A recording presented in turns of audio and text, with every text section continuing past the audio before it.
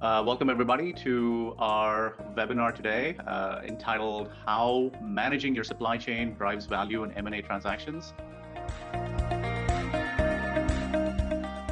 Some of the common themes we see with our clients where supply chain is a value driver is when you've got a diversified supplier base. It's easier said than done for a lot of smaller businesses, but really having that sort of secondary supply and a real supply strategy that's regionally focused, I think is a way to quickly head off concerns around where your ingredients are coming from. Headcount and efficiency is also really important. I think supply chain departments and ingredient buyer departments could be really large, and we work with a lot of companies that have had probably more headcount than needed in that department. So I think being really efficient around the overhead costs and the fixed spend, whether it's with labor or other sort of enablers, I think is a way to not just improve profitability, but also show that a value can be that is a value driver.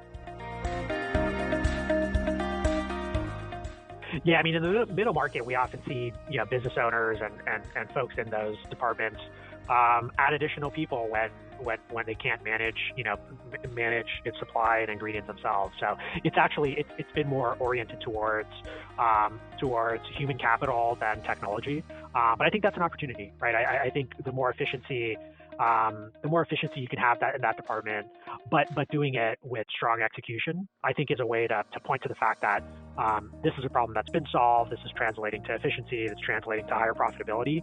I think that's very well received among potential buyers. One of the nuances I think that we see on the ground working with a lot of chains is that we're coming out of a period of time in 2020 when they were constrained in terms of team personnel. They had, a lot of them shed personnel, and the ones who were left were spending all day firefighting. Whereas their jobs might have had a split between category management to improve profitability and just pure supply chain execution, it was all supply chain execution all day long. And we saw that even in usage of our tool sets, where it swung dramatically toward inventory management. It was kind of get the product there at any cost to make sure we keep our restaurants open. So I imagine that had some impact on overall profitability levels, driving some of the graphs earlier. But I think as we move forward, even though the nature of the problem has changed, I think if you talk to most of them, many of them are still in that firefighting mode because of this constant barrage of new disruptions. And so it's kind of this double-edged sword of you want to improve your profitability by being efficient with your headcount, but also make sure that headcount is enabled to focus on strategic matters and not just spend all day on the phone with suppliers hunting down product. Yeah, it's kind of the other side of the coin in a way, is looking at this through I think the lens of what's been happening the last couple of years. I mean, for those who are not in the industry or not in supply chain, everybody knows about supply chain now at a deeper level than they ever thought they would, because of what's happened in the last couple of years. So it's raised the profile of the importance of managing it well. I also think it's been a bit of a laboratory, really, the last couple of years, where you can watch companies handle this well and be challenged by it. You have a lot of chains who thrived during this environment, despite having to transition in 2 months from not having a takeout business to suddenly having one. The degree of flexibility and access to data and rapid decision making that's required to accomplish something like that is remarkable. And a lot of chains pulled it off to their benefit and were able to stay open. So I think the world is now looking at supply chain through a slightly different lens. I think prior to this, often when people considered supply chain beyond it being a cost function, as more of a brand protection or more of kind of an existentially important function, it was about food safety, right? Are we going to have an event that would materially damage our brand? Well, I think now we see that it's not just food safety, that there are world events that can occur where if your supply chain's not ready, it can shut down restaurants. So the question that begs is, what are the companies doing that are able to thrive in that kind of an environment? And I think we've talked a lot about, I guess, what I call planned resiliency efforts. So diversifying your supply base, making sure you have the right quality standards set up. I think there are a few others, around just kind of how your network is organized from a logistics standpoint. You have a certain level of fluidity. What are your strategies for price protection in terms of your contracting? But I think beyond that, there's also, because there are a lot of companies who had those in place who also struggled mightily during some of these events. And so I think the questions above that, or what I've seen, is that you need to set up your supply chain team to have a capacity to handle rapid change, which means they have to have the time to be able to devote to both handling that firefighting that we talked about, and also managing the company through, and not just their own company, but their network of partners through some fundamental changes. And that really gets, a lot of that gets to having the right data and visibility. Because what a lot of teams wind up spending a lot of time on, if they don't have it, is data wrangling. A lot of supply chain teams are basically staffed with a lot of data wranglers if they don't have the information flowing at them in a clean way.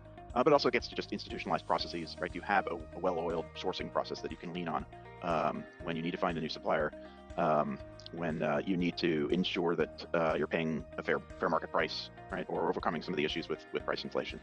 You have good access to industry intelligence. Yeah, I mean, I agree with that, and I think it's really flexibility, right? A lot of concepts were founded and created with one recipe, one contract manufacturer, one supplier, and I think having to have that backup, like Bill, you talked about, and that's going to be really crucial. And it's going to mean having to go out and qualify folks, and maybe even having some, flexibility in recipes where you can. But I think flexibility is key, and that's really difficult for a lot of larger chains that maybe haven't had to think about sort of managing their supply chain that way. There's always been an evolutionary curve when it comes to restaurant chains as they grow, becoming more sophisticated in their management of supply chain.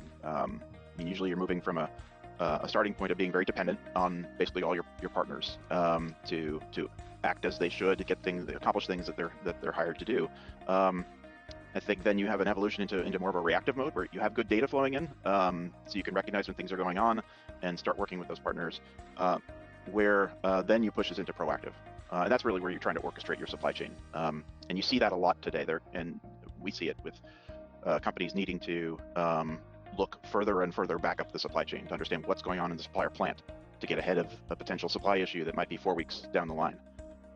They never would have thought of that before. So I think what you're seeing is that the comparison of that evolution to the growth curve of chains is moving, where smaller and smaller chains are having to get more and more sophisticated in their management of supply chains.